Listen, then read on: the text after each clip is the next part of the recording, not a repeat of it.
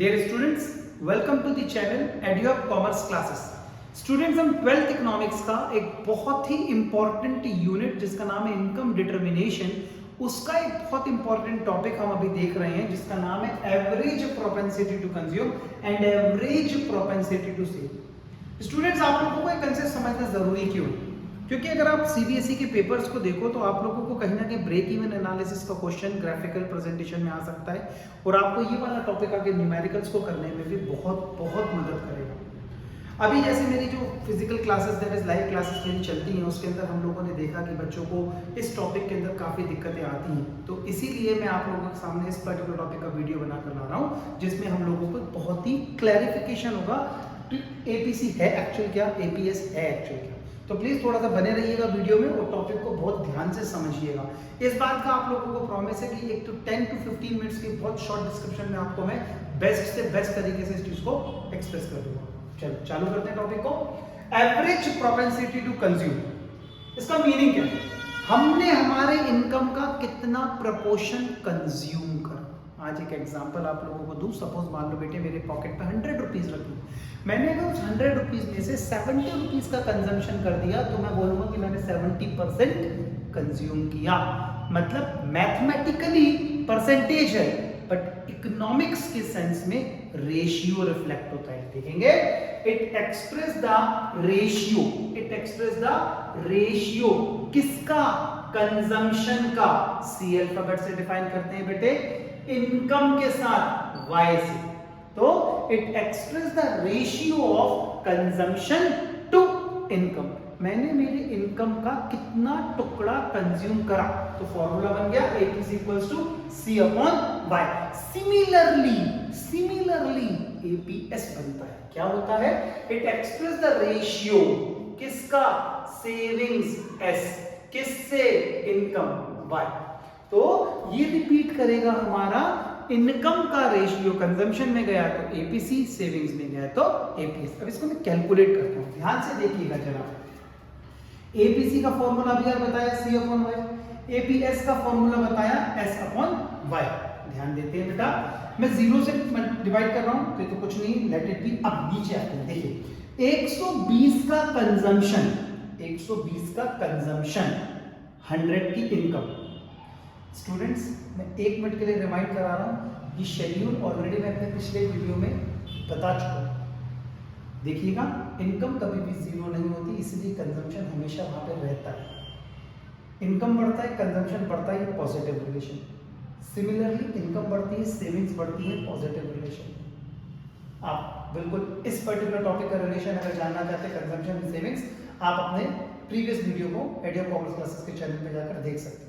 फिलहाल APC APS पे ही मेरा पूरा सेंटर ऑफ इंटरेस्ट है इस वीडियो में, ध्यान दीजिए। तो C अपॉन Y के रिलेशन से एपीसी C अपॉन Y, तो 120 अपॉन 100 1.2। यस और नो? ये हो गया 200 बाय 200 1 अब 280 बाय 300 0.93, 360 by 400 0.90, 440 0.88, 520 0.86। वेट फिर से C upon Y 120 upon 100, 200 by 200, 280 by 300, 360 by 400, 440 by 500, 520 by 600। ये मैंने एपी से निकाला, ठीक है। एक छोटी सी चीज समझो ना, देखो इनकम के कितने टुकड़े हैं? या तो खाएगा या तो बचाएगा। से हाँ, से यस। इनकम या तो कंज्यूम होगी या तो सेव होगी। अब सिमिलरली अगर मैं 1 मिनट के लिए आपको यहां पर बताऊं, मैं यहां पर छोटा सा बोर्ड वर्क यूज कर रहा हूं, थोड़ा देखिएगा। इनकम को C और S बोलते हैं। अब अगर मैं दोनों साइड को Y से डिवाइड कर दूंगा तो ये दोनों कट के क्या बन गया 1, Y upon Y equals to 1। इतने से टुकड़े को क्या बोलूंगा? एपीसी। इतने से टुकड़े को क्या बोलूंगा? APS. Always remember, conceptual question बनता है, लैंग्वेज घुमाकर बोर्ड पूछेगा, ध्यान देना जरा। The sum total of APC and APS is always equals to 1, but sum total बोला है, वैल्यू नहीं बोली। सम टोटल दोनों का मिलाकर एपीसी एंड एपीएस का हमेशा 1 होता है। यानी कि अगर मैं 1 रुपए में से, ये देखिएगा जरा, 1 रुपए में से एपीसी की वैल्यू माइनस करूंगा तो ऑटोमेटिकली एपीएस मिलेगा। सिमिलरली 1 रुपए में से एपीएस का वैल्यू माइनस करूंगा तो मुझे एपीसी मिलेगा। चेक करके देखते हैं। देखिए अभी यार मैंने क्या बोला, या तो 1 माइनस एपीएस लिख दो या 1 माइनस एपीसी लिख दो, बात एक ही है।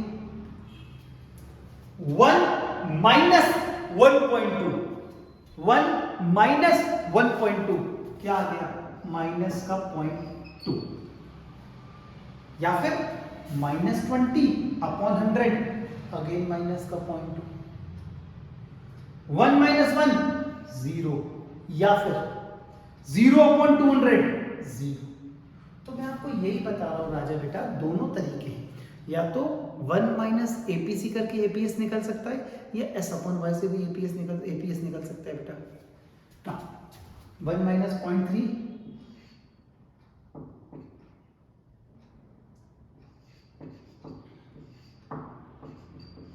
मैं सिंपल वैल्यूज माइनस कर रहा हूं बेटी, ध्यान दीजिएगा।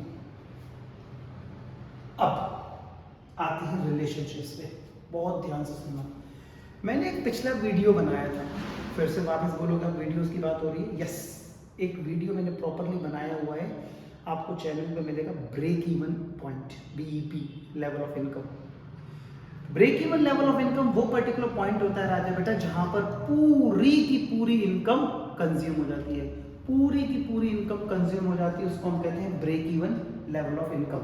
अब उसी बात को ध्यान से देखना, एज पर द शेड्यूल जो सामने बोर्ड पर दिख रहा है, 200 की इनकम पूरी 200 की कंज्यूम हो गई, इनकम पूरा खा लिया, सेविंग्स 0। तो जब इनकम पूरा खा रहा हूं तो एपीसी का वैल्यू 1 हो गया, तो सेविंग 0 है तो एपीएस का वैल्यू 0 हो गया। यही लिखा है मैंने, वैल्यू एट बीपी, एपीसी की वैल्यू क्या होती है 1। स्टूडेंट्स मैं अभी आपको कुछ दिन के अंदर वापस एक न्यूमेरिकल्स का वीडियो बनाऊंगा। ये क्वेश्चन बोर्ड पूछता है, फॉर एग्जांपल आपको क्वेश्चन पूछा, calculate the level of income where APC is 1, या calculate the level of income where APS is 0। समझ जाना कि बोर्ड पूछना चाह रहा है level of income at break even, क्योंकि बीईपी के ही समय केवल ये सिचुएशन अराइज होती है कि एपीसी 1 होता है, क्योंकि पूरी इनकम कंजम्पशन के बराबर है। लेकिन उस पॉइंट ऑफ टाइम पर चूंकि सेविंग 0 है, एपीएस भी 0 ही होगा। तो एट ब्रेक इवन क्या हो गया, एपीसी की वैल्यू 1 लेकिन एपीएस 0 होता है। आगे बढ़ता हूं। अब ब्रेक इवन के पहले की कहानी, ब्रेक इवन के पहले की कहानी देख देख देख जल्दी देख भाई। ब्रेक इवन के पहले ये देख, कंजम्पशन ज्यादा है इनकम से, consumption is more than income, खा ज्यादा रहा है इनकम से, तो तेरा एपीसी भी क्या होगा 1 से ज्यादा होगा। लेकिन सेम टाइम पर जब आप ज्यादा खा रहे हो तो सेविंग्स नेगेटिव हो गई। अरे भाई ज्यादा खा रहे हो तो सेविंग्स नेगेटिव हो गई, तो एपीएस भी नेगेटिव है। ये देखो नेगेटिव का साइन है, ये देखो 0.2 माइनस का है, देखो। सिमिलरली सुमित सर ने क्या लिखा है, when APC is greater than, when at break even APC is greater than 1 because C is greater than Y in consumption more than income. Similarly APS is negative, क्यों? क्योंकि savings are negative. अब point clear होगा। Break even के बाद की कहानी ये आ गई, आफ्टर बीईपी लिखा है सुमित सर ने, देखो क्या। अब कंजम्पशन कम है भाइयों बहनों, ये देखो जरा, कंजम्पशन कम है मेरे बेटे, ध्यान देना। Consumption is less than income, income ज्यादा है, कंजम्पशन कम है, तो ऑटोमेटिकली एपीसी की वैल्यू 1 से कम होगी, as per the formula C upon Y. अब जब कंजम्पशन कम होगा अपेक्षा सेविंग के, तो एपीएस ऑटोमेटिकली जो माइनस में था दैट इज नेगेटिव में था, अब वो भी पॉजिटिव में आ जाएगा। ये देखो ये सारी वैल्यूज पॉजिटिव में रिफ्लेक्ट हो रही है, इसीलिए सुमित सर ने लिखा है after BEP APC is less than 1। ये देखो लेस देन 1, लेकिन एपीएस में ये भी लेस देन 1 है, लेकिन ये पॉजिटिव है। एपीएस इज पॉजिटिव भी बोल सकते हो, ये पॉजिटिव भी तो कह सकते हो, एपीएस पॉजिटिव में आ गया, है ना, है ना, ठीक है ना। चलो आगे बढ़ो, प्लीज ध्यान देना जरा। क्या हमारे इकोनॉमिक सिस्टम में कंजम्पशन कभी जीरो हो सकता है? थिंक क्या कंजम्पशन कभी जीरो होता है? नहीं होता।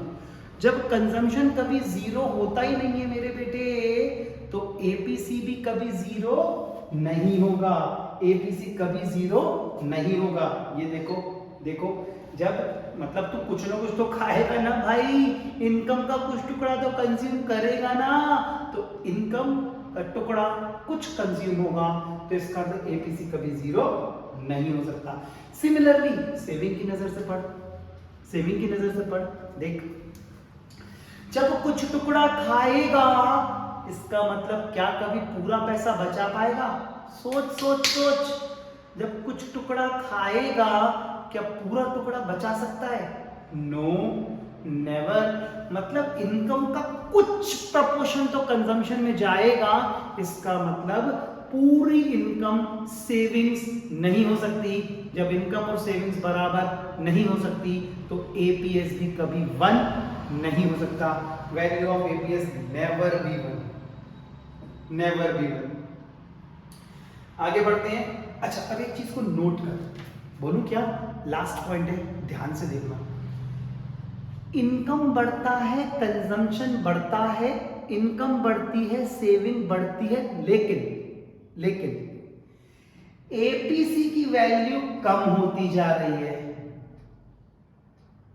क्योंकि बढ़ती इनकम का ज्यादा टुकड़ा इकोनॉमी सेविंग्स की तरफ बिलीव करती है।